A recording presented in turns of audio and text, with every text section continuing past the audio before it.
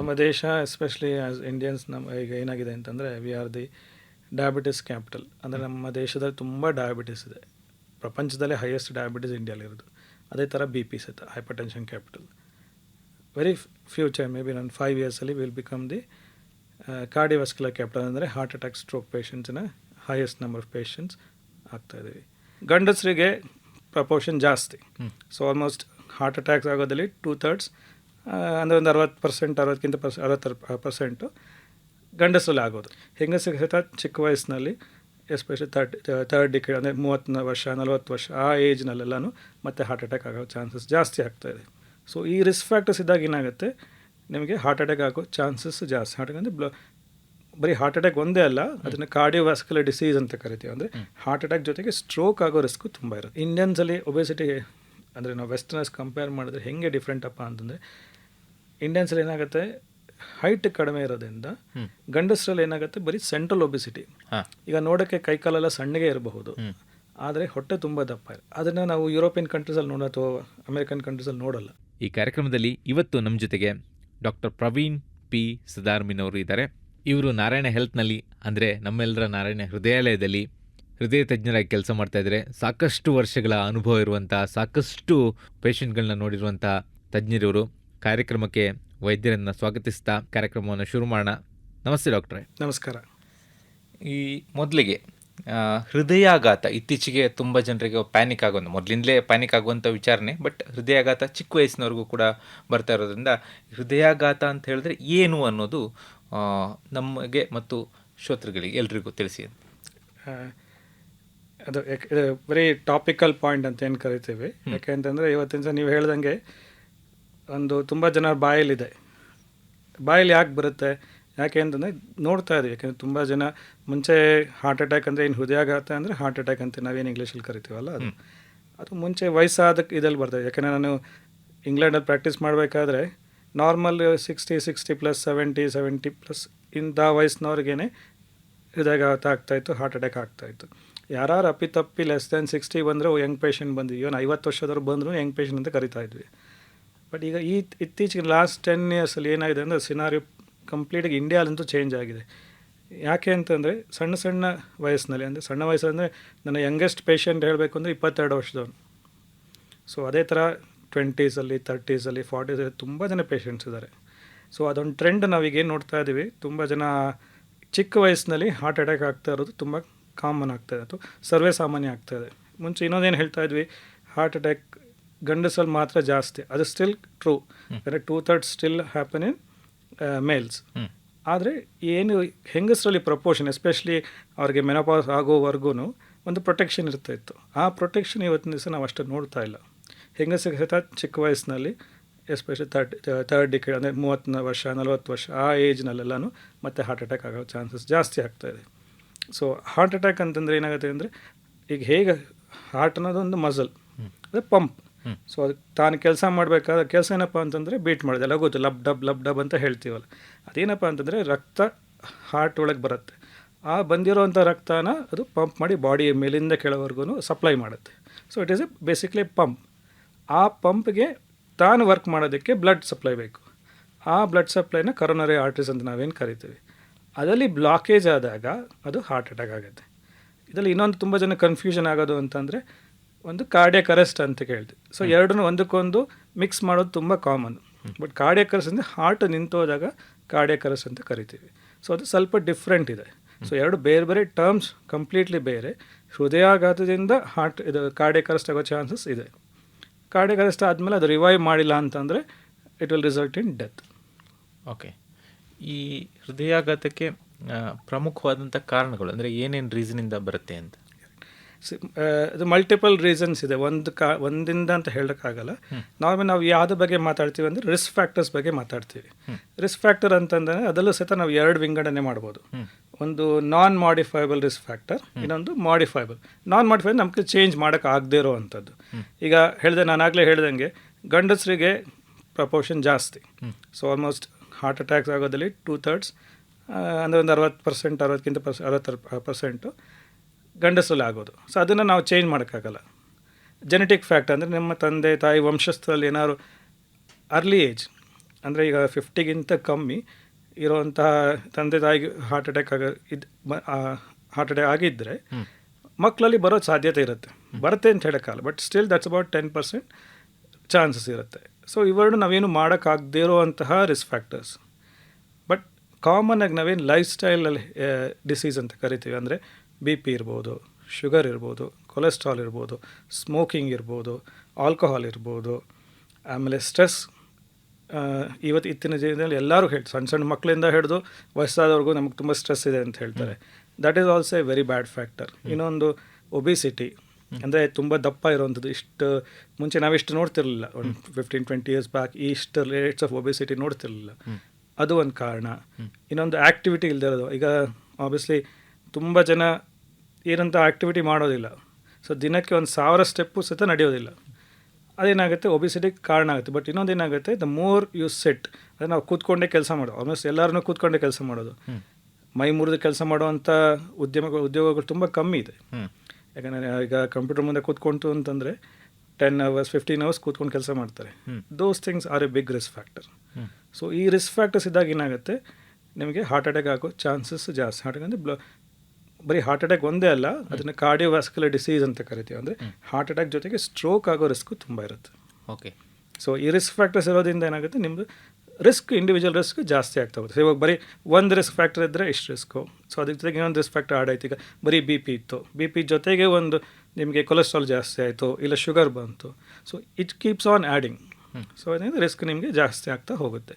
ಅದರಲ್ಲಿ almost direct association ಇರೋವಂಥದ್ದು smoking. Okay. Smoking overall ಕಡಿಮೆ ಆಗ್ತಾ ಇದೆ, ಇಂಡಿಯಾಲೂ ಕಡಿಮೆ ಆಗ್ತಾ ಇದೆ, ಮತ್ತು ಓವರಾಲ್ ವರ್ಲ್ಡಲ್ಲಿ ಸಹಿತ ಕಡಿಮೆ ಆಗ್ತಾ ಇದೆ. ಆದರೆ 2 ಗ್ರೂಪಲ್ಲಿ ನಾವು ನೋಡ್ತಾ ಇರೋದೇನಪ್ಪ ಅಂತಂದರೆ ಇಟ್ ಈಸ್ ಗೋಯಿಂಗ್ ಅಪ್. ಯಾವ 2 ಗ್ರೂಪ್ ಅಂದರೆ, ಒಂದು ಟೀನೇಜರ್ಸ್, ಅಂದರೆ ಒಂದು 15 ಇಂದ 25 ವರ್ಷ 30 ವರ್ಷದ ಗ್ರೂಪ್ ಒಂದು. ಸೊ ಆ ಗ್ರೂಪಲ್ಲಿ it is going up, which is not a good factor. ಇನ್ನೊಂದು ಹೆಂಗಸರಲ್ಲಿ ಇಟ್ ಈಸ್ ಗೋಯಿಂಗ್ ಅಪ್. ಯಾಕೆ, ಹೌ ಡಸ್ ಇಟ್ ಮ್ಯಾಟರ್ ಅಂದರೆ, ಈಗ ಹೇಗೆ ಸ್ಮೋಕಿಂಗ್ ಅಥವಾ ಹೋಗಲಿ BP ಆಗಲಿ ಶುಗರ್ ಆಗಲಿ ಎಲ್ಲನೂ ಒಂದೇ ರೀತಿಯಲ್ಲಿ ಹಾರ್ಮ್ ಮಾಡಲ್ಲ ಗಂಡಸರಿಗೆ ಹೆಂಗಸರಿಗೆ. So the weight affects men and women is totally different. Even alcohol ಆಗಿರ್ಬೋದು. So that gender difference exist. ಆದರೆ ಏನಾಗ್ತಿದೆ ಅಂತಂದರೆ, ಈಗ ಸ್ಮೋಕಿಂಗಲ್ಲಿ ವೆರಿ ವೆಲ್ ಡಾಕ್ಯುಮೆಂಟೆಡ್ ಇದು. ಏನಪ್ಪ ಅಂತಂದರೆ,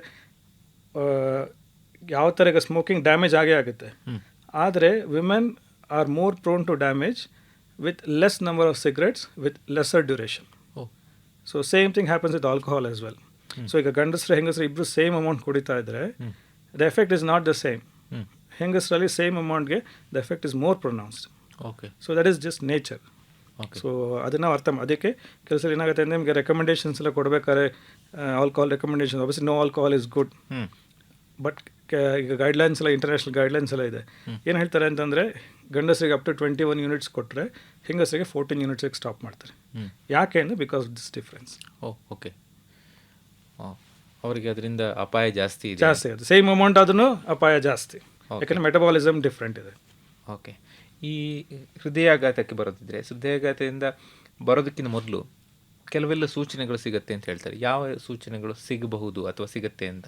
ಅಂದರೆ ಇದು ಬಂದಾಗ ನಾನು ಹೆಚ್ಚಾಗಿ ಜಾಗ್ರತೆ ವಹಿಸಬೇಕು, ಅಥವಾ ಡಾಕ್ಟರ್ನ ಕನ್ಸಲ್ಟ್ ಆಗಬೇಕು, ಅಥವಾ ಹತ್ತಿರದ ಹಾಸ್ಪಿಟ್ಲಿಗೆ ಹೋಗಬೇಕು ಅಂಥದ್ದು ಏನಾದ್ರು ಇದೆಯಾ ಅಂತ? ಕರೆಕ್ಟ್. ಅದರಲ್ಲಿ 2 ಥರ ಒಂದು ಸೆಕೆಂಡ್ ವಿಂಗಡಣೆ ಮಾಡ್ಬೋದು. ಒಂದು ಏನಪ್ಪ ಅಂತಂದರೆ ಸ್ಟೇಬಲ್ ಸಿಂಪ್ಟಮ್ಸ್, ಇನ್ನೊಂದು ಎಮರ್ಜೆನ್ಸಿ.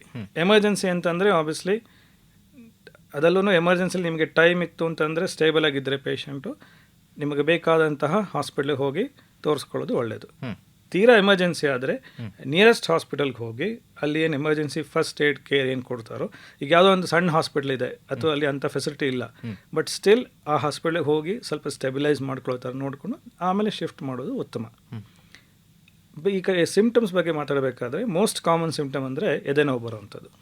ಆ ಎದೆನೋವಲು, ಯಾಕೆಂದರೆ ಎದೆನೋವು ಅಂದರೆ ಬರೀ ಹಾರ್ಟಿಂದ ಮಾತ್ರ ಬರೋದಲ್ಲ, ಇಲ್ಲಿ ಸುತ್ತಮುತ್ತ ಮಸಲ್ಸ್ ಇದೆ, ಟಿಶ್ಯೂ ಇದೆ, ಬೋನ್ ಇದೆ, ಕಾರ್ಟಿಲೇಜ್ ಇದೆ, ಪ್ಲಸ್ ಗ್ಯಾಸ್ಟ್ರಿಕ್ ಇದೆ. ಅಂದರೆ ಈಗ ಕಾಮನಾಗಿ ನಂಗೆ ಗ್ಯಾಸ್ಟ್ರಿಕ್ ಆಯಿತು ಅಂತ ಹೇಳ್ತಾರೆ. ಸೊ ಅದು ಡಿಫ್ರೆನ್ಷಿಯೇಟ್ ಮಾಡಿ ಕಷ್ಟ. ಸೊ ಇದ್ಯಾವುದೇ ಡೌಟ್ ಬಂದಾಗ ಹೋಗಿ ತೋರಿಸ್ಕೊಂಡು ಪರೀಕ್ಷೆ ಮಾಡೋದು ತುಂಬ ಇಂಪಾರ್ಟೆಂಟ್. ಯಾಕೆಂತಂದರೆ this could be a warning sign.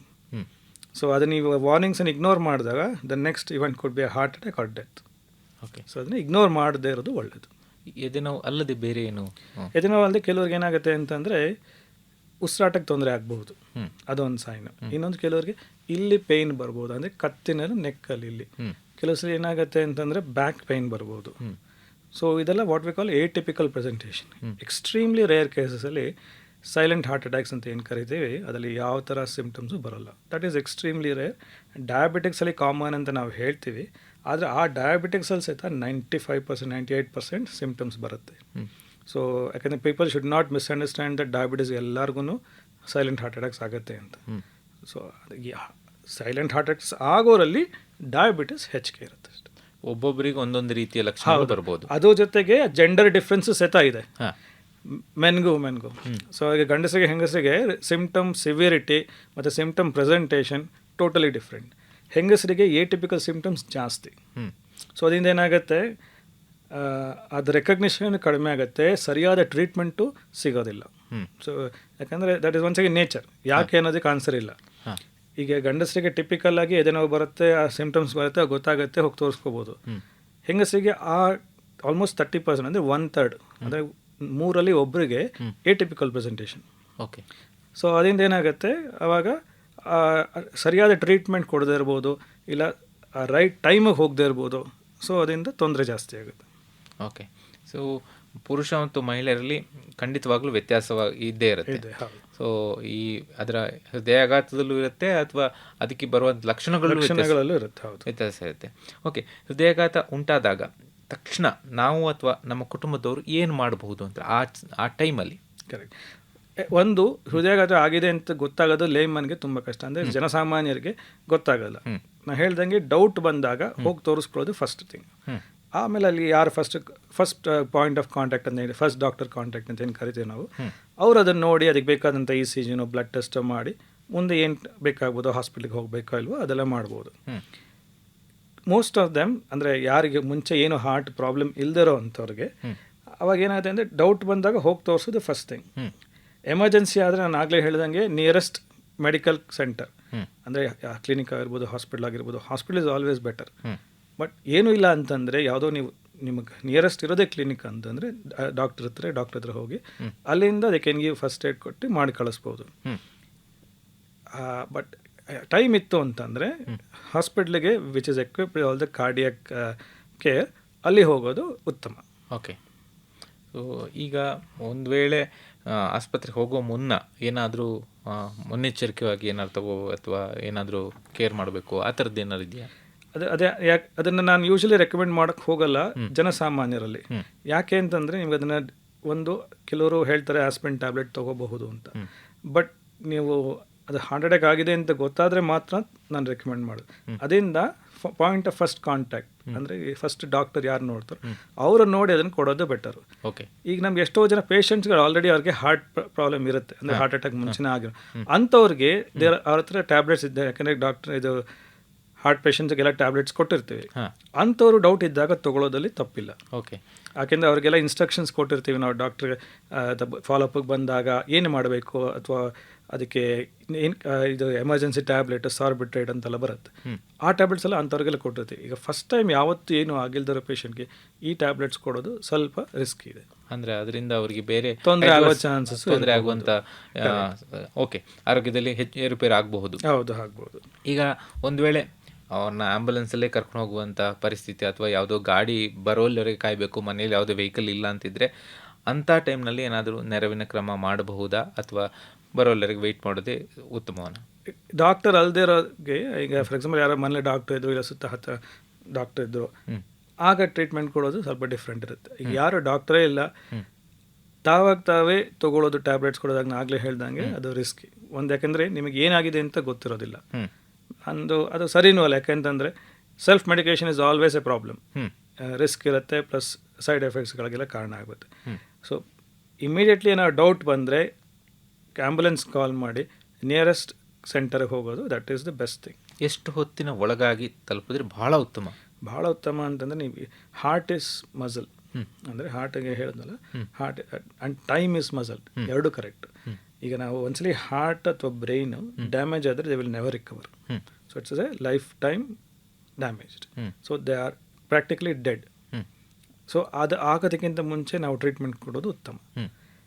Usually ಆ ಟೈಮ್ ಫ್ರೇಮ್ ಏನಪ್ಪ ಅಂದರೆ ಅರೌಂಡ್ 90 ಮಿನಿಟ್ಸ್ ಟು 120 ಮಿನಿಟ್ಸ್, ಅಂದರೆ ಹೆಚ್ಚು ಕಮ್ಮಿ 1.5 ಗಂಟೆಯಿಂದ 2 ಗಂಟೆ ಒಳಗೆ ಬಂದರೆ ಹಾರ್ಟ್ ಅಟ್ಯಾಕ್ ಅಂದಮೇಲೆ ಡ್ಯಾಮೇಜ್ ಆಗೇ ಆಗುತ್ತೆ.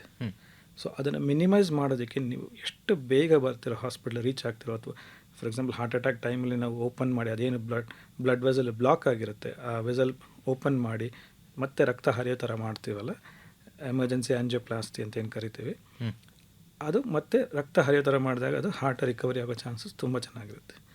ಎಷ್ಟು ಡಿಲೇ ಆಗ್ತಾ ಹೋಗುತ್ತೋ ಅಷ್ಟು ಡ್ಯಾಮೇಜ್ ಜಾಸ್ತಿ ಆಗ್ತಾ ಹೋಗುತ್ತೆ. ಸೊ ಅದರಿಂದ 90 ideal time is less than 90 minutes, ಅಂದರೆ 1.5 ಗಂಟೆ ಒಳಗಡೆ ಬಂದು up to 2 hours still your chances are better. So ಮನೆಯಲ್ಲೇ ಯಾವುದೋ ನಮಗೆ ಡೌಟ್ ಇದ್ದಾಗ ಇನ್ಯಾವುದೋ ಮೆಡಿಸಿನ್ ಮಾಡೋ ಬದಲು ಹತ್ತಿರದ ಹಾಸ್ಪಿಟಲ್ಗೆ ಆದಷ್ಟು ಬೇಗ ಹೋಗೋದು ಉತ್ತಮ. ಸರಿ, ಈಗ ಒಂದು ಬಾರಿ ಎಲ್ಲಾದರೂ ಹೃದಯಾಘಾತ ಆದವರು, ಹಾರ್ಟ್ ಅಟ್ಯಾಕ್ ಆದಂಥ ವ್ಯಕ್ತಿ ಅವರ ಬದುಕಲ್ಲಿ ಅಥವಾ ಮುಂದಿನ ಜೀವನದಲ್ಲಿ ಏನೇನು ಮುಖ್ಯ ಎಚ್ಚರಿಕೆಗಳನ್ನ ತೆಗೆದುಕೊಳ್ಬೇಕು? ಅಂದರೆ ಕೆಲವು ಸರಿ ಅವ್ರ ಬಗ್ಗೆ ಅಷ್ಟು ಕೇರ್ ಇಲ್ಲದಿದ್ದರೂ ಕೂಡ ಮನೆಯವರು ಸುತ್ತಮುತ್ತ ಅವರು ಹೇಳ್ತಾರೆ. ಸೊ ಅಂತ ಇದ್ದರೆ ಯಾವ ರೀತಿ ಏನೇನು ಮಾಡಬೇಕು ಅಂತ? ನಾನು ಫಸ್ಟಲ್ಲೇ ಹೇಳಿದೆ ನಿಮಗೆ ರಿಸ್ಕ್ ಫ್ಯಾಕ್ಟರ್ಸ್ ಬಗ್ಗೆ ಅಂತ. ಹಾರ್ಟ್ ಅಟ್ಯಾಕ್ ಆದರೋಗೂ ಆಗಿಲ್ದಿರೋಗೂ ಎರಡಕ್ಕೂ ಇಂಪಾರ್ಟೆಂಟ್ ರಿಸ್ಕ್ ಫ್ಯಾಕ್ಟರ್ಸ್. ಯಾಕೆಂದರೆ ಈಗ ಒಂದ್ಸಲ ಹಾರ್ಟ್ ಅಟ್ಯಾಕ್ ಆಗಿದೆ ಅಂತಂದರೆ it is already proven that you are at risk. ಒಂದು ಡ್ಯಾಮೇಜ್ ಆಗಿದೆ, ನೀವು ರಿಸ್ಕ್ ಫ್ಯಾಕ್ಟರ್ ಯಾಕೆಂದರೆ usually 90% lifestyle disease. So lifestyle ಡಿಸೀಸ್ನ ಕಂಟ್ರೋಲ್ ಮಾಡ್ಕೊಳ್ಳಿಲ್ಲ ಅಂದರೆ ಮತ್ತೆ ಹಾರ್ಟ್ ಅಟ್ಯಾಕ್ ಆಗೋ ರಿಸ್ಕ್ ಇರುತ್ತೆ. Early death is also a big possibility. So ನಾವೇನು ಮಾರ್ಬಿಡಿಟಿ ಮಾರ್ಟಾಲಿಟಿ ಅಂತ ಕರೆದಂದರೆ ಅದರಿಂದ ತೊಂದರೆ ಆಗುವಂಥದ್ದು ಪ್ಲಸ್ ಬೇಗನೆ ಸಾಯುವಂಥ ಪರಿಸ್ಥಿತಿ ಜಾಸ್ತಿ. ಅದರ ಇಂಪಾರ್ಟೆಂಟ್ ಬಂದು ರೆಗ್ಯುಲರ್ ಫಾಲೋಅಪ್ ಹೋಗೋದು, ರೆಗ್ಯುಲರ್ ಟ್ಯಾಬ್ಲೆಟ್ಸ್ ತೊಗೊಳ್ಳೋದು. ಏನಾಗುತ್ತೆ ಅಂತಂದರೆ ನಾವು ರೆಗ್ಯುಲರ್ ಪ್ರಾಕ್ಟೀಸಲ್ಲಿ ನೋಡುವಂಥದ್ದು ಸ್ವಲ್ಪ ಒಂದು 3 months 6 months ಹೋಗೋದು ಚೆನ್ನಾಗೇ ಇರ್ತಾರೆ ಅಥವಾ ಚೆನ್ನಾಗಿ ಫಾಲೋಅಪ್ ಮಾಡ್ತಾ ಇರ್ತಾರೆ, ಟ್ಯಾಬ್ಲೆಟ್ಸ್ಗಳು ಕರೆಕ್ಟಾಗಿ ತೊಗೋತಾರೆ. ಬಟ್ ಬರ್ತಾ ಏನಾಗುತ್ತೆ, ಇಂಪ್ರೂವ್ಮೆಂಟ್ ಆಗುತ್ತೆ, ಸಿಮ್ಟಮ್ಸ್ ಎಲ್ಲ ಕಮ್ಮಿ ಆಗುತ್ತೆ, ಆಗ ಬಿಡೋವಂಥ ಸಾಧ್ಯತೆಗಳು ಜಾಸ್ತಿ. ನಾನು ಆರಾಮಾಗಿದ್ದೀನಿ, ಏನಾಗೋದಿಲ್ಲ, ಒಂದು ದಿವಸ ಟ್ಯಾಬ್ಲೆಟ್ ಬಿಡ್ತಾರೆ, ಏನೂ ಆಗಲಿಲ್ಲ, 2 ದಿವಸ ಬಿಡ್ತಾರೆ, 15 ದಿವಸ ಆಗುತ್ತೆ, 1 ತಿಂಗಳಾದಮೇಲೆ either they come up with heart attack ಅಥವಾ ದೇಲ್ ಬಿ ಬ್ರಾಡ್ ಡೆಡ್. ತುಂಬ ನೋಡಿದ್ದೀನಿ ಆ ಥರ. ಇನ್ನೊಂದು ಸ್ಮೋಕಿಂಗ್, ದೇಲ್ ಗೋ ಬ್ಯಾಕ್. ಫಸ್ಟಲ್ಲಿರುವಂತಹ ಹಾಸ್ಪಿಟ್ಲಿರುವಂತಹ ಸೀರಿಯಸ್ನೆಸ್ ಆಗಲಿ ಒಂದು 3 months ಆದಮೇಲೆ 6 months ಆದಮೇಲೆ ಇರೋದಿಲ್ಲ. ಆಮೇಲೆ ಲೈಫ್ ಸ್ಟೈಲ್, ಯಾಕೆಂದರೆ ಕೊಲೆಸ್ಟ್ರಾಲು, ಒಬೇಸಿಟಿ ಅಥವಾ ಎಕ್ಸಸೈಸು ಅಂತ ಯಾವುದೂ ಫಸ್ಟ್ ಇರುವಂತಹ ಒಂದು ಜೋಶ್ ಅಥವಾ ಒಂದು ಸೀರಿಯಸ್ನೆಸ್ಸು ಬರ್ತಾ ಕಮ್ಮಿ ಆಗುತ್ತೆ.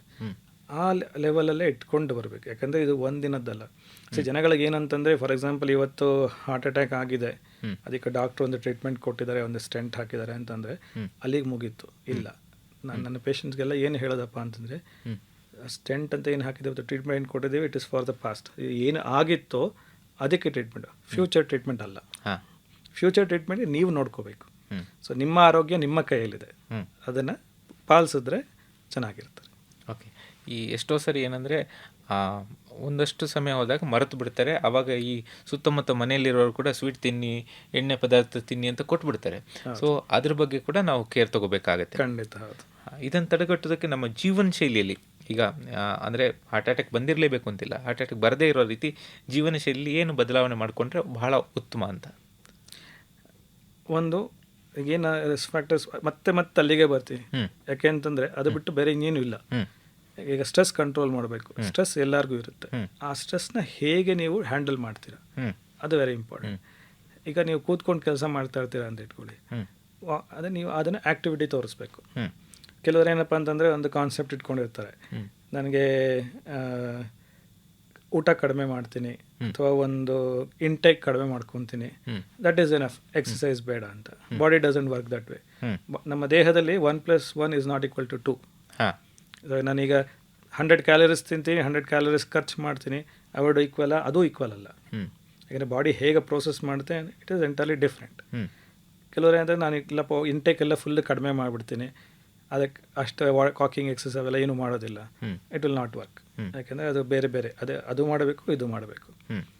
ಮತ್ತು ಜೀವನ ಶೈಲಿ ಹೇಳಿದ್ನಲ್ಲ, ಸ್ಮೋಕಿಂಗು, ಡ್ರಗ್ಸ್ ಆಗಲಿ, ಆಲ್ಕೋಹಾಲ್ ಆಗಲಿ, ಅದೆಲ್ಲ ಖಂಡಿತ ಇದು ಮಾಡಬೇಕು. ಒಬೆಸಿಟಿ ಕಂಟ್ರೋಲ್ ಮಾಡಬೇಕು. ಅಂದರೆ ವೆಯ್ಟ್ ಇವತ್ತಿನ ದಿವಸ ನಾವು ಮಕ್ಕಳಿಂದ ಹಿಡಿದು ದೊಡ್ಡವರೆಗೂ obesity is a big problem.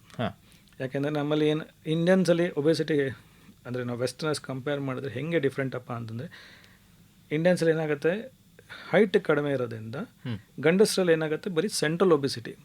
ಈಗ ನೋಡೋಕ್ಕೆ ಕೈಕಾಲೆಲ್ಲ ಸಣ್ಣಗೆ ಇರಬಹುದು, ಆದರೆ ಹೊಟ್ಟೆ ತುಂಬ ದಪ್ಪ ಇರುತ್ತೆ. ಹಾಂ ಸೊ ಅವಾಗ ಏನಾಗುತ್ತೆ ಅದನ್ನು ನಾವು ಯುರೋಪಿಯನ್ ಕಂಟ್ರೀಸಲ್ಲಿ ನೋಡೋ ಅಥವಾ ಅಮೆರಿಕನ್ ಕಂಟ್ರೀಸಲ್ಲಿ ನೋಡೋಲ್ಲ. We are slightly obviously we are a different race. ಅದರಿಂದ ಏನಾಗುತ್ತೆ ನಮ್ಮಲ್ಲಿರುವಂತಹ ಒಬೆಸಿಟಿ ಡಿಫ್ರೆಂಟ್. ಸೊ ಅವಾಗ ಒಂದು ಫಾಲ್ಸ್ ಇಂಪ್ರೆಷನ್ ಬರುತ್ತೆ, ಓಕೆ ಆರೋಗ್ಯವಾಗಿದ್ದಾರೆ ಅಂತ, ಬಟ್ ನಾಟ್ ನೆಸೆಸರಿಲಿ. ಯಾಕಂದರೆ ಸೆಂಟ್ರಲ್ ಒಬೆಸಿಟಿ, ಯಾಕಂದರೆ ಈಗ ನಾವು BMI ಅಂತೆಲ್ಲ ಮಾಡ್ತೀವಿ, ಅಂದರೆ ಯಾವ ದಪ್ಪ ರೇಷಿಯೋ ಹೈಟ್ ಎಲ್ಲ ನೋಡ್ತೀವಿ, ಅದಕ್ಕೆ ಕೆಲವು ಸಲ ಓಕೆ ಬಂದಿರಬಹುದು. ಅದೇ ಬಟ್ ಸೆಂಟ್ರಲ್ ಒಬೆಸಿಟಿ ಇದ್ದಾಗ ಅಂದರೆ ಹೊಟ್ಟೆ ತುಂಬ ದಪ್ಪ ಇದ್ದಾಗ that is itself a big risk factor. ಹೆಂಗಸಲ್ಲಿ ಏನಾಗುತ್ತೆ, ಒನ್ಸ್ ಅಗೇನ್ ಫ್ಯಾಟ್ ಡಿಪಾಸಿಷನ್ ಬೇರೆ ಬೇರೆ ಥರ ಇರುತ್ತೆ. ಸೊ ಅದು ಕುಳ್ಳಕ್ಕಿದ್ದಾಗ ಏನಾಗುತ್ತೆ, it may not look that obeys, but ನಾವು BMI ಎಲ್ಲ ಚೆಕ್ ಮಾಡಿದಾಗ ಒಬೆಸಿಟಿ ಇರುತ್ತೆ. ಸೊ ಇನ್ನೊಂದು ಅವ್ರ ಡ್ರೆಸ್ ಸೆನ್ಸಿಂಗಲ್ಲಿ ಏನಾಗುತ್ತೆ ಗೊತ್ತಾಗೋದಿಲ್ಲ ಒಬೆಸಿಟಿ ಇದೆಯೋ ಇಲ್ವೋ ಅಂತ. ಸೊ ಅದನ್ನು ಅವರ ಅಂದರೆ ಇಂಡಿವಿಜುವಲ್ಸ್ ಅವರೇ they have to take care of those things. Awareness is very important. Correct. ಇವಾಗ ಸ್ಟ್ರೆಸ್ ಅಂತ ಹೇಳಿದ್ರಿ ನೀವು, ಸಣ್ಣ ಸಣ್ಣ ಮಕ್ಕಳು ಕೂಡ 1ನೇ ಕ್ಲಾಸ್ 2ನೇ ಕ್ಲಾಸ್ ಮಕ್ಕಳು ಕೂಡ ನಮಗೆ ಸ್ಟ್ರೆಸ್ ಆಗ್ತಿದೆ ಅಂತ ಹೇಳ್ತಾರೆ, ಕ್ಲಾಸಲ್ಲಿ ಆಗಲಿ ಮನೇಲಾಗಲಿ ನನಗೆ ಜಾಸ್ತಿ ಕಷ್ಟ ಆಗ್ತಿದೆ ಅಂತ. ಇದು ಕೂಡ ಅಂದರೆ ಈಗಿನ ಲೈಫ್ ಸ್ಟೈಲೇ ಆ ರೀತಿ ಆಗೋಗಿದೆ ಅಂತ ಅನಿಸ್ತದ? ಖಂಡಿತ. ಅದರಲ್ಲಿ it is a very complex issue. ಯಾಕೆ ಅಂತಂದರೆ ಸೊಸೈಟಿ ಹಾಗಾಗಿದೆ. ಒಂದು ಇಂಡಿವಿಜುವಲ್ ಮೇಲೆ ಸಣ್ಣದಿಂದ ದೊಡ್ಡವ್ರವರೆಗೂ that pressure on the person to perform ಅದಿದೆ ಒಂದು. ಇನ್ನೊಂದು failure is not accepted well. ಇನ್ನೊಂದು everyone wants to excel to the maximum limit. So ನಮ್ಮ ಕೆಪಾಸಿಟಿಗೆ ನಮ್ಮ ಮ್ಯಾಕ್ಸಿಮಮ್ ಔಟ್ಪುಟ್ ನಾವು ನೋಡ್ಕೋಬೇಕು. ಸೊ ಈಗ ಫಸ್ಟ್ ರ್ಯಾಂಕ್ ಬಂದವನು 10th ರ್ಯಾಂಕ್ ಬಂದವನು ಈಕ್ವಲ್ಲ ಅಂತ ಕೇಳುವಂಥ ಪ್ರಶ್ನೆ. ಇದು ಫಿಲಸಾಫಿಕಲ್ ಕ್ವಶನ್ ಇದು. ಯಾಕೆಂದರೆ ಖಂಡಿತ ಒಬ್ಬರ ಕೆಪಾಸಿಟಿ ಒಂದಿರುತ್ತೆ, ಇನ್ನೊಬ್ಬರ ಕೆಪಾಸಿಟಿ ಇನ್ನೊಂದಿರುತ್ತೆ. ನಾವು ಅವ್ರಿಗೆ ಕಂಪೇರ್ ಮಾಡ್ಕೊಂಡಾಗ ಏನಾಗುತ್ತೆ, ಆ ಪ್ರಾಬ್ಲಮ್ ಅವಾಗಲ್ಲಿ ಶುರು ಆಗೋದು. ಹಂಗಂದ್ರೆ ನನ್ನ ಪೊಟೆನ್ಷಿಯಲಿಗೆ ನಾನು ಬರಬಾರ್ದು ಅಂತಿಲ್ಲ. ನನ್ನ ಪೊಟೆನ್ಷಿಯಲ್ ಎಷ್ಟಿದೆ ಅದು ಖಂಡಿತ ನಾನು ಅದರ ಅಚೀವ್ ಮಾಡಬೇಕು. ಬಟ್ ನನ್ನ ಪೊಟೆನ್ಷಿಯಲ್ ನಿಮ್ಮ ಪೊಟೆನ್ಷಿಯಲ್ಗೆ ಖಂಡಿತ ಡಿಫ್ರೆಂಟ್ ಇದೆ. So individual potentials are different. Correct. We should try to achieve our potential. So standards should be different. ಈಗ ಒಂದು ಸಿಂಗಲ್ ಸ್ಟ್ಯಾಂಡರ್ಡ್ ಇಟ್ಕೊಂಡು ಎಲ್ಲರೂ ಮೆಷರ್ ಮಾಡೋಕ್ಕಾಗಲ್ಲ. ಖಂಡಿತ. ಸೊ ಅವಾಗ ಏನಾಯ್ತು, ಅಲ್ಲಿ ಪ್ರಾಬ್ಲಮ್ ಆಗಿತ್ತು. ಓಕೆ. ಸೊ ಕೊನೆಯದಾಗಿ ನಮ್ಮ ಎಲ್ಲ ಕೇಳುಗರಿಗೆ ಏನು ಹೇಳಕ್ಕೆ ಬಯಸ್ತೀರಿ, ಏನು ನಿಮ್ಗೆ ಕೊಡುವಂಥ ಸಂದೇಶ ಏನು ಅಂತ? ಒಂದು, ಇವತ್ತಿನ ದಿವಸ ಆರೋಗ್ಯ ತುಂಬ ಇಂಪಾರ್ಟೆಂಟು. ನಮ್ಮ ದೇಶ ಎಸ್ಪೆಷಲಿ ಆ್ಯಸ್ ಇಂಡಿಯನ್ಸ್ ಈಗ ಏನಾಗಿದೆ ಅಂತಂದರೆ we are the diabetes capital. ಅಂದರೆ ನಮ್ಮ ದೇಶದಲ್ಲಿ ತುಂಬ ಡಯಾಬಿಟಿಸ್ ಇದೆ. ಪ್ರಪಂಚದಲ್ಲೇ ಹೈಯೆಸ್ಟ್ ಡಯಾಬಿಟಿಸ್ ಇಂಡಿಯಾಲಿರೋದು. ಅದೇ ಥರ BP ಸಹಿತ hypertension capital. Very future maybe ನಾನು 5 ಇಯರ್ಸಲ್ಲಿ will become the cardiovascular capital. ಅಂದರೆ ಹಾರ್ಟ್ ಅಟ್ಯಾಕ್, ಸ್ಟ್ರೋಕ್ ಪೇಷಂಟ್ಸಿನ ಹೈಯೆಸ್ಟ್ ನಂಬರ್ ಆಫ್ ಪೇಷಂಟ್ಸ್ ಆಗ್ತಾಯಿದ್ದೀವಿ. ಸೊ ಏನು ಆರೋಗ್ಯದಿಂದ ಅನಾರೋಗ್ಯದತ್ತ ಸಾಕ್ತಾ ಇದ್ದೀವಿ ನಾವು. And the pace at which it is going is tremendous. ಅದು ಸ್ಲೋ ಆಗಬೇಕು, ರಿವರ್ಸ್ ಆಗಬೇಕು. ಅದಕ್ಕೆ ಇಂಪಾರ್ಟೆಂಟ್ ಅಂದರೆ ಅವೇರ್ನೆಸ್ ಬರಬೇಕು. ಇವತ್ತಿನ ಅವೇರ್ನೆಸ್ಗೆ, ಕಮ್ಯುನಿಕೇಷನ್ಗೆ ದೇರ್ ಇಸ್ ನೋ ಡರ್ತ್. ಅಂದರೆ ಬೇಕಾದಷ್ಟು ಸಾಧನೆಗಳಿದೆ. Social media is A very powerful tool. ಆ ಸೋಷಿಯಲ್ ಮೀಡಿಯಲ್ಲಿ ಏನಾಗುತ್ತೆ ಅಂದರೆ ಒಂದು ಡೌನ್ ಸೈಡ್ ಅಂತಂದರೆ ಯಾವುದು ಸರಿ ಯಾವುದು ತಪ್ಪು ಅನ್ನೋದು ತುಂಬ ಕನ್ಫ್ಯೂಷನ್ ಆಗಿಬಿಡುತ್ತೆ. ಯಾಕೆಂದರೆ ಒಳ್ಳೆಯ ನ್ಯೂಸು ಬರ್ತಾ ಇರುತ್ತೆ, ಫೇಕ್ ನ್ಯೂಸು ಬರ್ತಾ ಇರುತ್ತೆ. ಸೊ ಅದರಿಂದ ಏನಾಗುತ್ತೆ, get the advice from the right person or the right point of contact. ಇಲ್ಲರ ಏನಾಗುತ್ತೆ, ಯಾಕೆಂದರೆ you might intentions might be good, but what you follow and the result will be completely different. So ಅದರಿಂದ it is very important how we follow, who we follow, where we follow from. So 3 point ತುಂಬ important ಆಗುತ್ತೆ. ಇನ್ನೊಂದು staying healthy is very because health is wealth. ಮಾತ್ರ ಎಷ್ಟೇ ಆರೋಗ್ಯ ಇಲ್ಲ ಅಂತಂದರೆ ದುಡ್ಡಿರಬಹುದು ಅಥವಾ ನಿಮ್ದು ಏನೇ ಇದಿರಬಹುದು, ಅದನ್ನು ಅನುಭವಿಸೋ ಅಂಥ ಯೋಗ ಇಲ್ಲ ಅಂತಂದರೆ ಇಟ್ ಡಸಂಟ್ ಮ್ಯಾಟರ್. ಖಂಡಿತ. ಈ ತರಕಾರಿ ಗುಡ್ಡೆಯಲ್ಲಿ ನಾವು ಆರಿಸ್ಕೊಳ್ಬೇಕಾದ್ರೆ ಚೆನ್ನಾಗಿರೋವಂಥದ್ದನ್ನೇ ಆರಿಸ್ಕೋಬೇಕು. ಅದನ್ನು ಯಾವುದನ್ನು ಆರಿಸ್ಕೋಬೇಕು, ಯಾವುದನ್ನು ಬಿಡಬೇಕು ಅನ್ನೋದು ನಮಗೆ ಗೊತ್ತಿರಬೇಕು. ಅನ್ನೋ ಥರ ಸೋಷಿಯಲ್ ಮೀಡಿಯಾದಲ್ಲಿ ಸಾಕಷ್ಟು ಮಾಹಿತಿ ಇರುತ್ತೆ. ಆದರೆ ನಮಗೆ ಯಾವುದು ಬೇಕೋ ಅದನ್ನು ಮಾತ್ರ ತಗೊಳ್ಳುವಂಥದ್ದು ನಮಗೆ ಗೊತ್ತಿರಬೇಕು. ಇಲ್ಲ ಅಂದರೆ ಎಲ್ಲ ಕೆಟ್ಟೋಗಿರೋಂಥ ಒಳ್ಳೆ ಪದಾರ್ಥ ಎಲ್ಲ ಹಾಕಿ ನೀವು ಅಡುಗೆ ಮಾಡಿದ್ರೆ ಅದು ರುಚಿ ಹಾಳಾಗೋಗುತ್ತೆ. ಖಂಡಿತವಾಗ್ಲೂ. ಧನ್ಯವಾದಗಳು ಸರ್, ಸಾಕಷ್ಟು ಮಾಹಿತಿ ಕೊಟ್ರಿ. Thank you.